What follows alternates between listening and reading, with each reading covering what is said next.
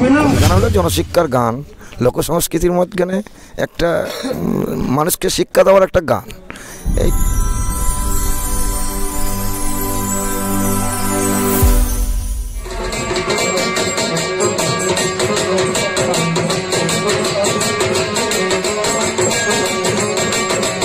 বন্ধুরা, এখন আপনারা দেখছেন একটি কবিগানের আসর।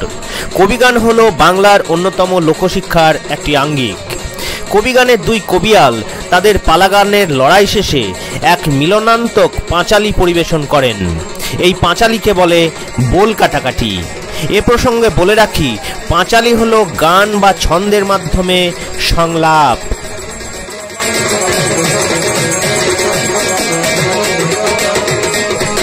বোল কাটাকাটির বিষয় পৌরাণিক বা সামাজিক যে কোনো প্রকার হতে পারে। আজকের বোল কাটাকাটির বিষয় পৌরাণিক দুই চরিত্র, দাপর যুগের রম্ভাবতী ও সুখদেব, যাদেরকে কলিযুগের বৃন্দাবন দাস, যিনি চৈতন্য ভাগবত লিখেছেন, তাকে ওই সুখদেবের সঙ্গে এবং বৃন্দাবন দাসের মা নারায়ণীর সঙ্গে অপ্সরা রম্ভাবতীকে মিলিয়ে দেওয়া হবে। রম্ভাবতী ওরফে নারায়ণীর চরিত্রায়ন করবেন কবিয়াল নীলরতন পাল। সুখদেব ওরফে বৃন্দাবন দাসের চরিত্রায়ন করবেন কবিয়াল সনত কুমার সাহা। পাঁচালীর আঙ্গিকে যাদের বুঝতে অসুবিধা হবে, তাদের জন্য আমি মধ্যযুগের কবি বৃন্দাবন দাস ও তার লেখা চৈতন্য ভাগবতের কথা সরল ভাষায় বর্ণনা করেছি। ভিডিওটি শেষ পর্যন্ত দেখতে থাকুন। আপনারা আমাকে একপালা গানের বায়না দিয়েছেন, আপনাদের টাকার গান শেষ। তবে ব্যবসা করতে গেলে কিছু ফ্রি মাল দিতে হবে। ফ্রি মাল না দিলে ব্যবসা চলে না। তবে কোম্পানির যেমন ক্ষমতা সেরকম ফ্রি মাল হয়। তা আজকের বোল গানটা হচ্ছে ফ্রি গান। কথাই বলে ডালিয়ার মজা চলে, কীর্তনের মজা খোলে, আর কবির মজা হচ্ছে বলে। এইবার আমরা দুজনে পালার বিষয় আজ ছেড়ে দেবো। সাক্ষ্য বসনা পালার নাই মা, নতুন একটা বিষয় হলে আজ বোল কাটবো। আমি একটা মেয়ে ছেলে মা, মেয়েদের অনেক নিন্দা করেছি, যায়। আমি একটা মেয়ে ছেলে, আর এই বেটা ছিল তো গাছটা অত ন্যাং খেয়ে বসে আছে। মা কাপড় কাপড় কিছুই লাভ লজ্জা নাই, চুপ বসে আছে। আমি একটা ফুলের মালা নিয়ে গিয়েছি। আমি ফুলের মালা হাতে নিয়ে এসেছি পরাবো তোমার।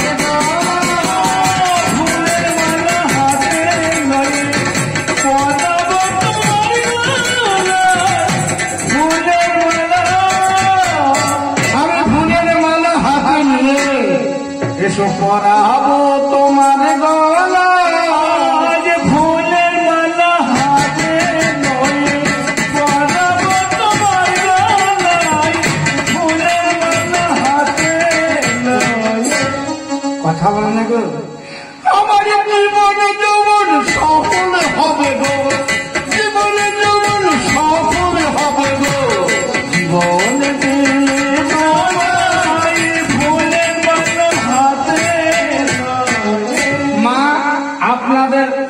সহানুভূতিতে আমি আজ মাস্টারমশাই, আমি মেয়ে ছেলে। এখন যতক্ষণ আমি আসলে থাকবো, বোন কাটবো, ততক্ষণ আমি মেয়ে ছেলে। তখন যদি কোনো বেটা ছেলে আমার গায়ে হাত দেয়, কেস হয়ে যাবে। আমি আজ একটা মালা নিয়ে এসেছি, একে পড়াবো। এ মালা তো নয় সামান্য, মালা হয় মহামান্য, সমুদ্র মন্দির মালার জলবো, দেবীর হাবি মালার জলবো,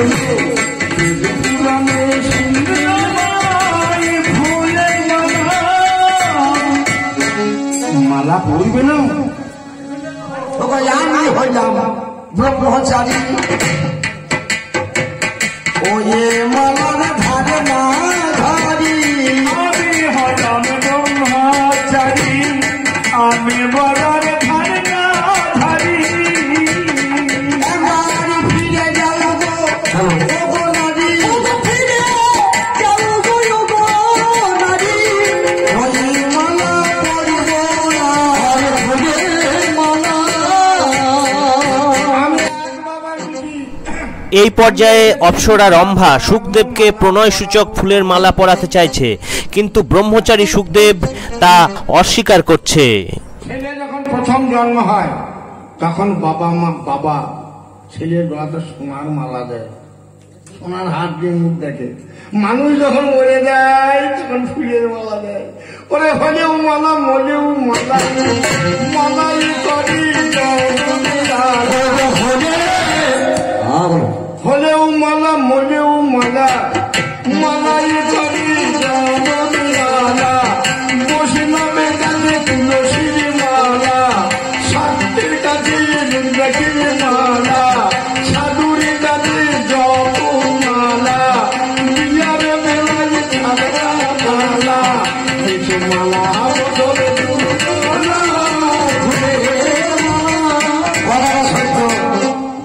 হইলেও মালা পরে।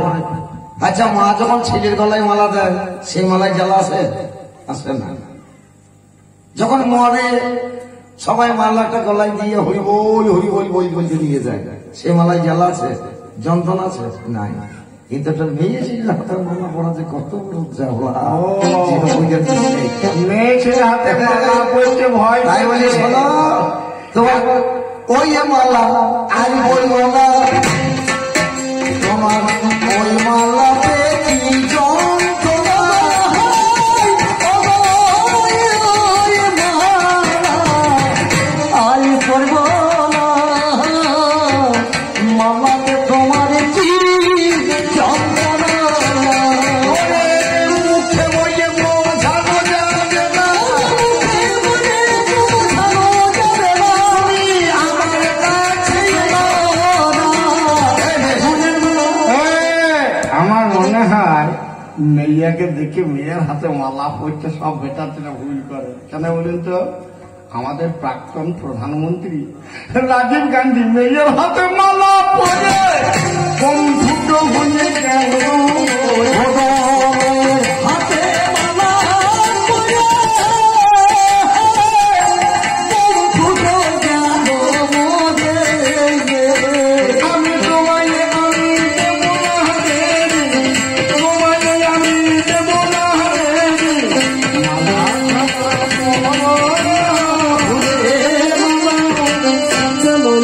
তাহলে তুমি নিজেই বললে যে মেয়ের হাতে মাল্লা পড়ে রাজীব গান্ধী ব্রহ্মপুত্র হয়ে গেল। আমি তোমায় তাইলে আমাকেও ফাটাবে উদ্যোগে নাকি? কবিয়ালদয় মালার বিভিন্ন রূপভেদ ব্যাখ্যা করতে করতে রাজীব গান্ধী হত্যার প্রসঙ্গকে সুনিপুণভাবে সংযুক্ত করে দিলেন। তা সত্যি আকর্ষণীয় লাগলো আমার কাছে। তোমাদের দেশে কি আর বেটা ছেলে নাই নাকি? আমার বুকে কিনে দোনা সাধু বাবা তুমি দোনা মেয়েটা বুক ফাটে মুখ ফাটা তুমি বোঝে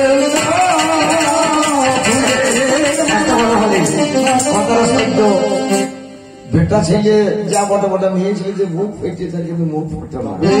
বলবো মনে করে তা বলতে পারো না, কিন্তু আমি বলছি আমার মতন কি আর বেটা ছেলে ছিল না? সত্যি কোনো বলার লোক কি আর আমি হয় না? তোমায় ভালোবাসি দেখো কেমন হয় রূপসী, তোমার কাছে খালি চলে আসি মনের আশা মেটাও না।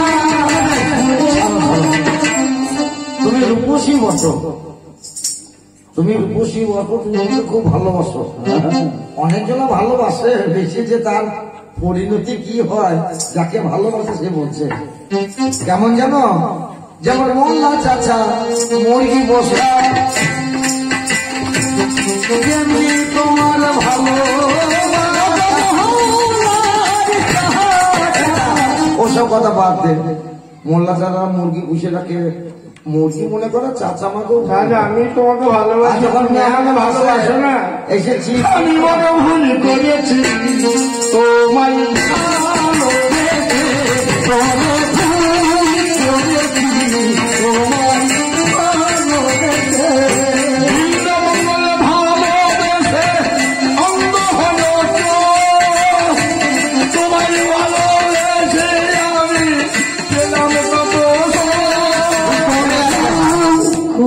মনটাই শেষ হয়ে যাবে।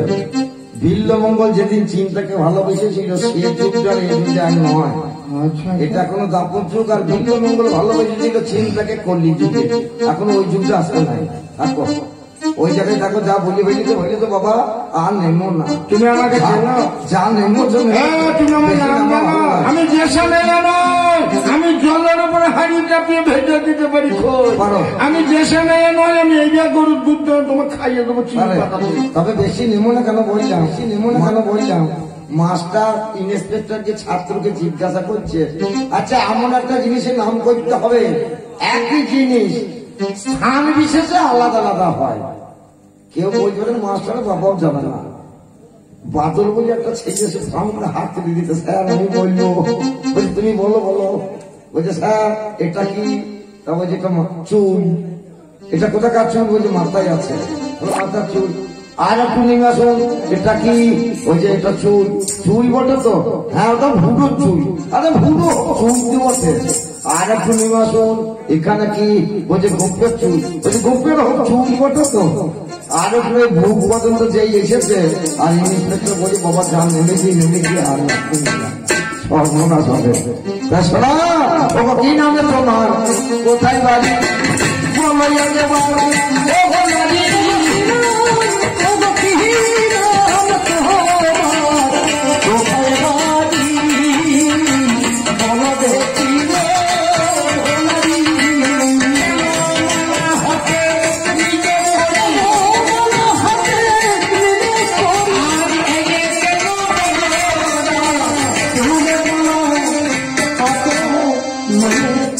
কি নাম তোমার? কথা বাড়ি সব গোটা একসঙ্গে বলতে পারবো?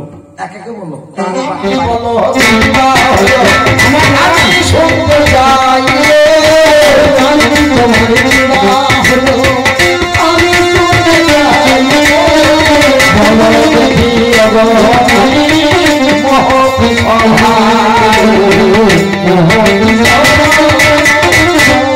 আমার নাম কেন বলবো না? আমার বাবা মা কত আদর করে রেখেছে। আমার নাম গাছটা পিছু, ফল তো পুজো, সেই ফল হয় সব দেবতার পুজো। মনে মনে তুমি বোঝো, এর বেশি আর তাহলে গাছটি পিছল গাছ কি? কলা গাছ নাকি গো? কলা গাছ পিছল, ফলটা কুঞ্জ, কলা গাছ কুঞ্জ। তার ডাক নাম হলো কলা, আর ভালো নাম হলো লম্বা। আমার তুমি কাঁচা কলা না ধারিলে জাগনা বলা।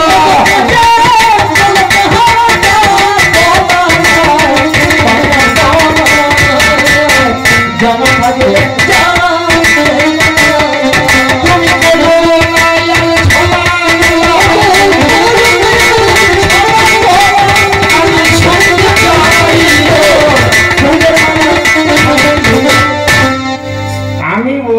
গাছটা পুজো, ফলটা পুজো, সেই ফল সব দেবতা পুজো। মা আমার নাম কলাবতী। পাড়ার মেয়েগুলা খারাপ আমাকে কলা বলে ডাকে। তো এই আমি বোমো যেটি বলছি, তুমি কাঁচা কলা না পাকা কলা? আবার খানিক্ষণ পরে বলবে তুমি উপর ধরেই না নাম ধরে। তুমি যখন প্রশ্ন করেছো জবাবের অভাব হবে না।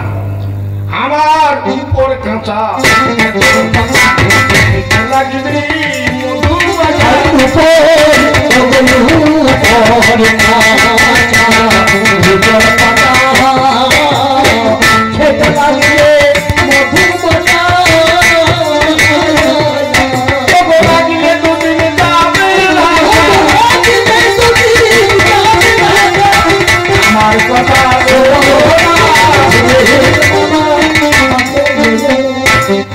এর উপর কাঁচা ভেতর পাকা,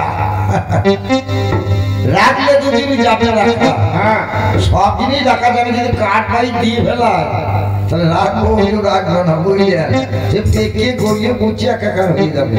তবে আমি যা বুঝতে পারি, অনুমানে যা জানতে পারি, মালটা হলো সিঙ্গাপুরি।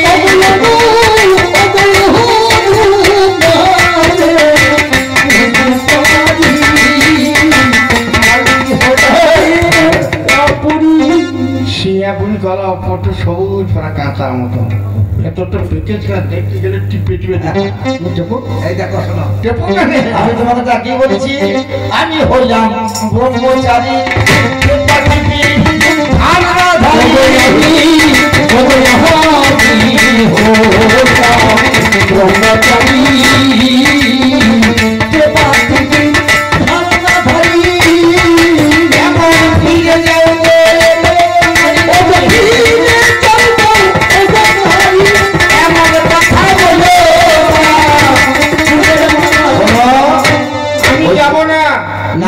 শোনো, মেয়ে তো সব করতে পারে, নিজের হাতে নিজের ব্লাউজ ছিঁড়ে পুরুষকে ঠক বন্ধ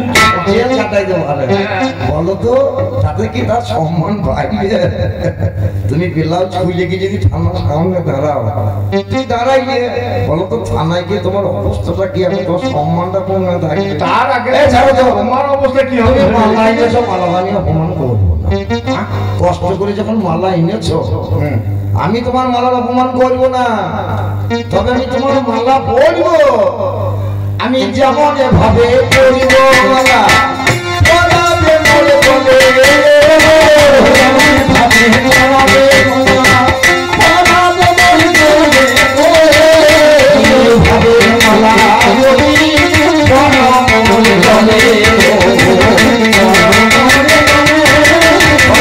পরাবে কিনা শুনব আমি, পরাবে কিনা শুনব আমি, পরাবে কিনা শুনব আমি, পরাবে কিনা শুনব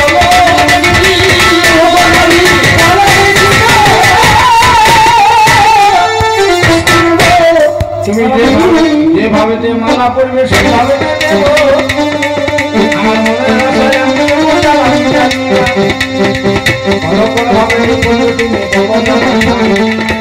সেইভাবে যে মালা তোমার মালা বললো আমি হব তোমারই ছেলে, মালা নেবে গলে, ডাকবো মা বলে আমি। ও গো ডাকি গো মা বলে আমি গো,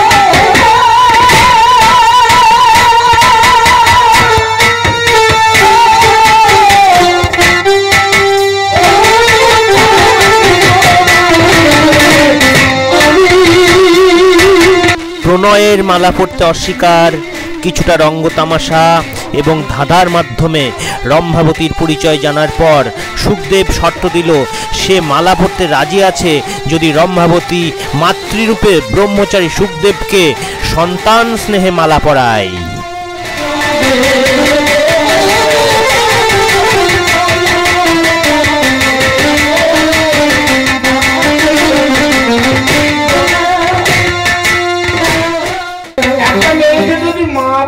তার কামনা বাসনা সব এক বস্তা তুলিওতে যদি একটা দেশ কাটি দিয়ে ছাই হয়ে যায়, আমার কামনা বাসনা সবে ছাই হয়ে গেল। তোমার কাছে একটা কথা বলবো, তুমি মা বলতে মা হবো না, আমার কথা তোমাকে বলতে হবে, বলে তবে তোমার কামনা ছাই তবে যুগে হবে না। এটা হলো তাৎপর্য। তুমি হলে রম্ভাবতী আর আমি হলাম সত্যদেব ব্রহ্মচারী। এই দাপর যুগের মাঝখানে তোমাকে মা বলে ডাকবো ঠিকই, তবে তোমার গর্ব জন্ম নেওয়া হবে না। ওবা আগত করি যুগে আমরা যাবো দুটি জনে, ওরে কোনে খানে জন্ম নেবো না কানের যুগে। আমি সর্ববেশের রম্ভাবতী, বহু পুরুষ আমার সঙ্গে আমাকে আমার মা বলা তবে সমবলীয় নারী এ যুগেতে হবে না। আগত বলি যুগের মাঝে যাবো দুইজনা। আমি করি আমি জন্মদান দেব, আমি তোমাকে ছেলে ওরে বর্ধমান জেলা মন্তেশ্বর থানা তেঁতুলি গ্রামে হলো, সেই গ্রামে যাবে জনগণের কথা শুনে চলো। বর্তমান জেলা মন্তেশ্বর থানা ওরে হবে কথা গেল জানা। আমি হবো আমার দাস হবে আমার স্বামী, আমার 6 বছর বয়স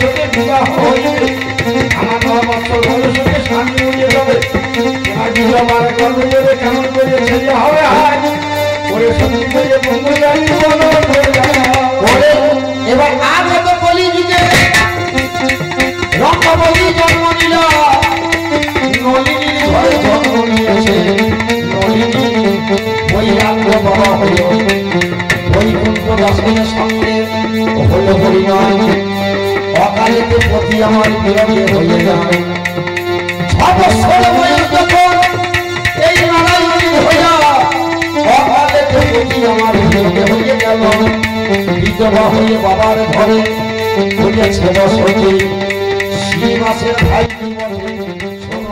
বন্ধুরা, বোলের এই পর্যায়ে দুই পাল্লাদার বৃন্দাবন দাস এবং তার মাতা নারায়ণীর উপাখ্যান পরিবেশন করছেন চৈতন্য লীলার আলোকে। ভিডিওর শুরুতে আমি কথা দিয়েছিলাম সরল গদ্যের ভাষায় বৃন্দাবন দাস এবং তার লেখা চৈতন্য ভাগবতের কথা উপস্থাপন করব। বৃন্দাবন দাসের চৈতন্য ভাগবতী বাংলা ভাষার রচিত প্রথম চৈতন্য চরিত গ্রন্থ। গ্রন্থখানির প্রথমে নাম ছিল চৈতন্য মঙ্গল।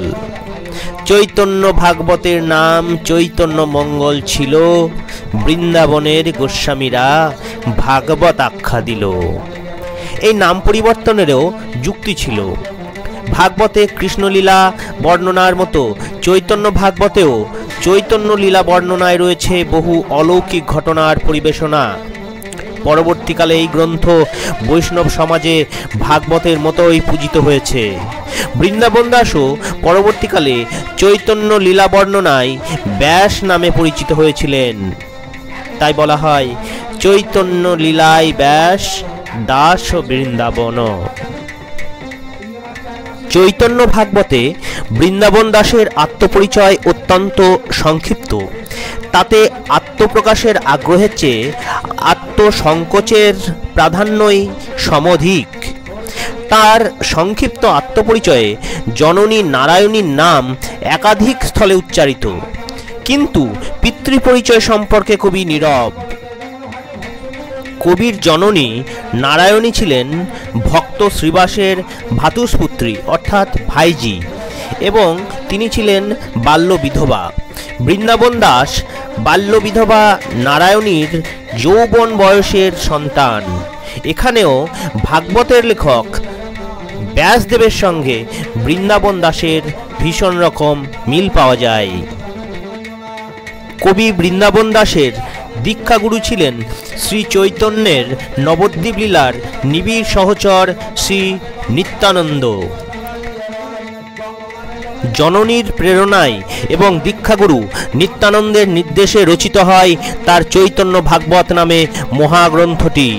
প্রভু নিত্যানন্দ, অদ্বৈত আচার্য এবং অন্যান্য প্রত্যক্ষদর্শী চৈতন্য পার্শ্বদের কাছ থেকে বৃন্দাবন দাস তার কাব্যের উপকরণ সংগ্রহ করেছিলেন। কবির জন্ম সম্ভবত 1519 খ্রিস্টাব্দে বা তার কাছাকাছি সময়ে। চৈতন্য দর্শন তার ভাগ্যে জোটেনি, তাই কবি আক্ষেপের সুরে আত্মধিক্কার দিয়েছেন নিজেকে। হইল পাপিষ্ট জন্ম, তখন না হইল হেন মহামহোৎসব, দেখিতে না পাইল। কবির জন্মকালের মতো তার কাব্যের রচনা কাল সম্পর্কেও প্রচুর মতভেদ আছে। অনুমান বৃন্দাবন দাসের চৈতন্য ভাগবত মুরারি গুপ্তের করচার পরে রচিত হয়েছিল। তাহলে চৈতন্য ভাগবত 1542 খ্রিস্টাব্দের পরে রচিত হওয়া সম্ভব বলেই পণ্ডিতেরা অনুমান করেন।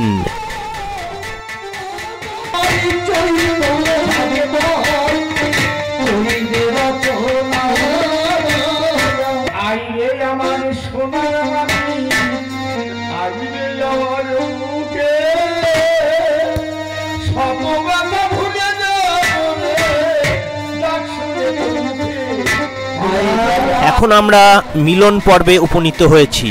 এই মিলন পর্বের মাধ্যমেই গানের সমাপন ঘটবে। বৃন্দাবন দাস হয়ে জন্ম নিল নারায়ণের গর্ভে। ইচ্ছা ছিল রম্ভাবতী যে আমি যেন তোমাকে গোপাল রূপে আমি আমার গর্ভে ধারণ করতে পারি। এইখানেতে আমাদের বুলের গলা মিলন করি। ওরে মা বেটাতে মিলন হলো, প্রেমানন্দে হলি